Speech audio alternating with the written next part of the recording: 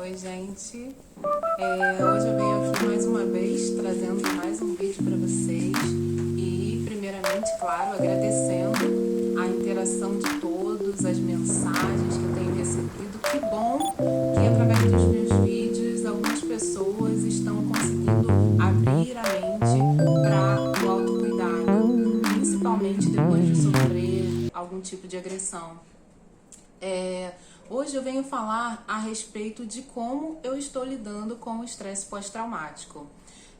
Recebi o diagnóstico logo depois que eu sofri as agressões e aí tudo começou a acontecer no meu emocional, né, com relação a mudanças, ao que eu pensava sobre mim, como eu comecei a ver a vida, né, e as situações. Então eu comecei a acordar, a amadurecer para muitas coisas. E nesse período eu tive, em alguns momentos eu só queria dormir para esquecer, né, das situações, da agressão e das consequências dessas agressões. No dia a dia é muito difícil você ter que lidar com o seu eu, né, e como você está amadurecendo, avançando, né, e percebendo principalmente as coisas. Então, em alguns momentos eu queria só ficar dormindo para esquecer de tudo, porque no decorrer do tempo muitas coisas foram acontecendo, né, em consequência das primeiras agressões. Então aquilo ali foi me machucando e quanto mais eu pensava, mais me machucava. Então eu pensava assim, não, eu tenho que dormir, eu dormindo eu vou esquecer, vou ficar tranquila, depois é bom que passa mais o tempo e aí depois quando eu acordar já vai ser praticamente na hora de dormir de novo, então já vai estar bem tarde e aí pra mim já passou uma boa parte do dia, então vai ser melhor pra mim assim. Então nesse período também eu perdi a fome, sabe? Já não comia. Eu estava num processo, né? Antes de tudo acontecer, eu estava num processo de cuidado com a alimentação, cuidado com a saúde, praticando exercícios físicos. E aí cheguei a esse momento em que eu já não comia nem as coisas que eram boas para minha saúde, eu também não comia nem o que era ruim. Já passei a não comer mais. Às vezes eu fazia uma refeição assim no dia, ou quando acordava, ou em algum momento do dia eu comia alguma coisa que também não trazia os nutrientes que eu precisava para o meu corpo, e aí ficava só com aquilo no estômago. Então, em consequência, emagreci bastante, perdi alguns nutrientes e aí, conforme foi passando o tempo, vinham as crises de madrugada, às vezes acordava com muita taquicardia, tremendo muito, com medo de morrer, medo de acontecer de novo a situação, muito constrangida. Cheguei também a começar a querer mudar o modo de me vestir. Querer vestir roupas mais fechadas, roupas que não fossem tão curtas, não usar acessórios muito grandes como esse brinco, usar porque pra mim em algum momento naquela agressão eu deixei, como se eu tivesse dado confiança para que tudo aquilo acontecesse, então eu comecei a me sentir culpada, né, da agressão. Isso realmente acontece com muitas vítimas, né, como eu falei no primeiro vídeo a respeito disso, acontece muito com as vítimas de algum tipo de agressão, essa questão da gente se sentir culpada. Então eu ficava procurando onde estava o meu erro, sabe? Se era na minha roupa, se era um brinco muito grande, a forma com que eu usava meu cabelo, a forma com que eu me maquiava, se isso era um dos motivos pelo quais eu tinha ocorrido aquela agressão comigo, sabe? Então, a partir disso, muita coisa mudou. Eu comecei a me vestir diferente, comecei a emagreci, parei de fazer todos os meus exercícios físicos que eu já fazia.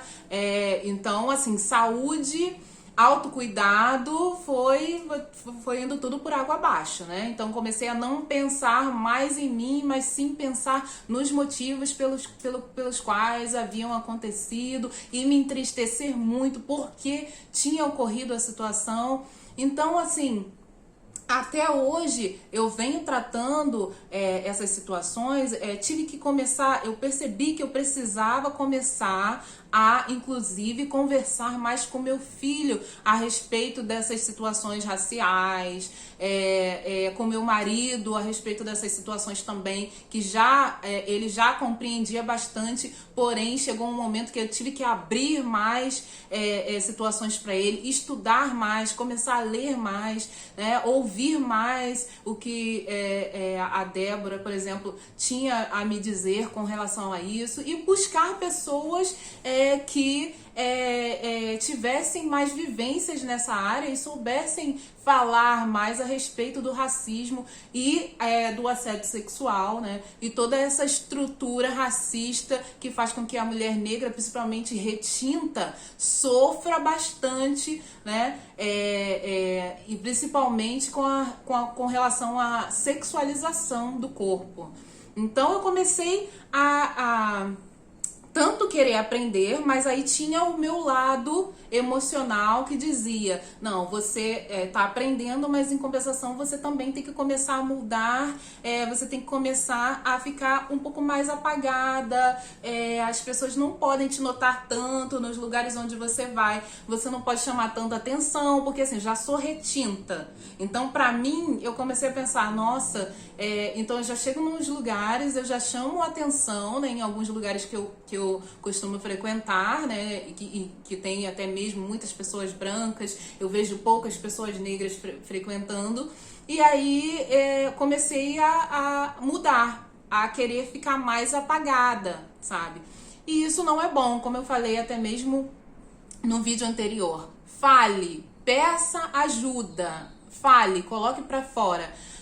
Nesse período também, lidando com o estresse pós-traumático, como eu falei inclusive no vídeo anterior, eu chorava bastante, sabe? Qualquer coisa era motivo para eu chorar, do nada vinha choro. E aí acabou que em alguns momentos na minha casa, em algumas discussões com meu marido, eu acabava ficando muito triste também e chorando por qualquer coisa que a gente discutia, coisas que eram normais anteriormente às agressões, depois se tornaram coisas que, nossa, me machucavam demais, tocavam lá no fundo e eu já começava a chorar, já me sentia muito menos, já me sentia constrangida novamente, como se eu fosse um erro, como se eu estivesse sempre errada.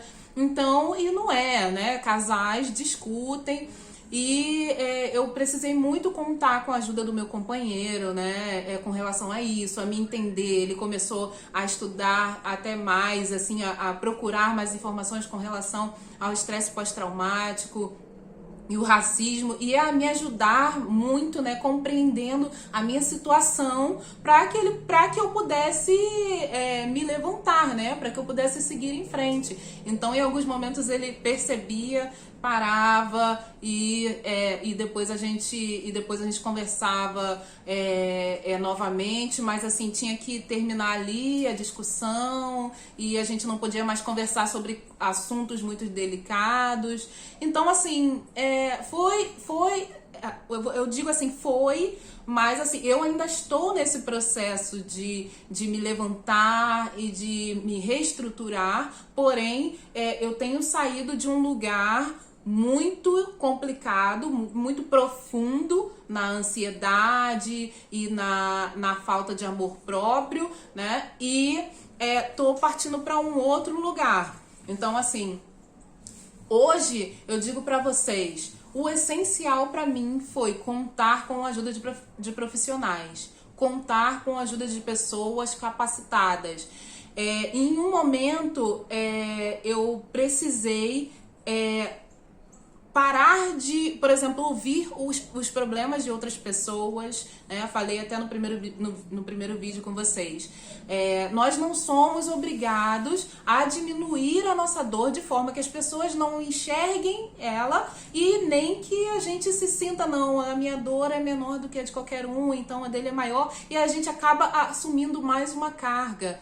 Então, chegou um momento que eu precisei, quando as pessoas chegavam para falar dos seus problemas, eu falava, olha, eu não tô me sentindo muito bem emocionalmente para falar a respeito do seu problema nesse momento, mas procura a pessoa tal, ou procura uma outra pessoa. Então, eu tive que começar a me permitir viver, sabe? Viver e assumir os meus direitos como mulher, como pessoa. Precisei parar um tempo de postar nas redes sociais, de interagir nas redes sociais e parar para olhar mais para mim, parar para pesquisar e estudar mais de que forma que eu poderia melhorar, de que forma que eu poderia começar a levantar. E aí eu comecei a justamente pensar mais em mim, né? Vamos dizer assim, eu comecei a pensar mais em mim. Então, tem a ver com o meu corte de cabelo hoje, tem a ver com o brinco, tem a ver com me maquiar. É claro que a vida da internet é uma vida, que eu quero até que vocês parem para observar isso, que a vida na internet às vezes se mostra muito linda, muito bela, muitos sorrisos, e nem sempre a gente tá assim, né? Então, assim, tem dias que eu não tô conseguindo falar assim como eu tô falando com vocês, né? Faz parte desse meu processo. Tem dia que eu quero ficar tranquila, mais calma, não quero ouvir ninguém, quero ficar de boa, mas eu sei que preciso ir adiante, preciso levantar. Então, assim, eu não vou falar muito, até porque, assim, tem muitas coisas a respeito desse meu período de estresse pós-traumático. Se vocês quiserem, podem deixar perguntas nos comentários, mas eu quero que vocês passem a se observarem o que vocês têm sentido, se colocarem em primeiro lugar de tudo e qualquer situação, principalmente após sofrer algum tipo de agressão, e pedir ajuda, sabe? Eu tenho algumas profissionais que me ajudam, tenho o meu marido em casa que passou a ser uma força muito grande para mim, o meu filho também, mas e quem não tem? Né? E quem não tem essas pessoas dentro de casa, por exemplo, sabe? Você deixa aí nos comentários, aqui é um lugar de troca, então as pessoas que comentarem, por favor, se souberem como ajudar outras pessoas, comentem também, ofereçam ajuda, porque só eu não consigo, eu estou também num processo, né, de reconstrução. Então só eu não consigo, mas se vocês quiserem, podem me mandar um direct lá no Instagram e aí eu posso indicar alguém, ou então a gente tem o grupo Pontes para Pretos, que tem muitas pessoas que oferecem serviços a valores populares ou gratuitos, mas assim, busque ajuda. Aproveite a internet, escreva em algum lugar, vai em alguma página e jogue lá. Preciso de ajuda. Sempre vai ter alguém que vai poder te ajudar, sabe? Então vamos aproveitar esse canal aqui como um lugar de trocas, um lugar de força, um lugar de ajuda, tá? Então eu vou terminar por aqui, porque o vídeo, para o vídeo não ficar muito grande, mas precisando, vocês podem mandar mensagem, podem deixar nos comentários, compartilhem esse vídeo para outras mulheres, outras pessoas que necessitam ouvir essas informações, e força para todos nós, tá? Um grande beijo, até mais!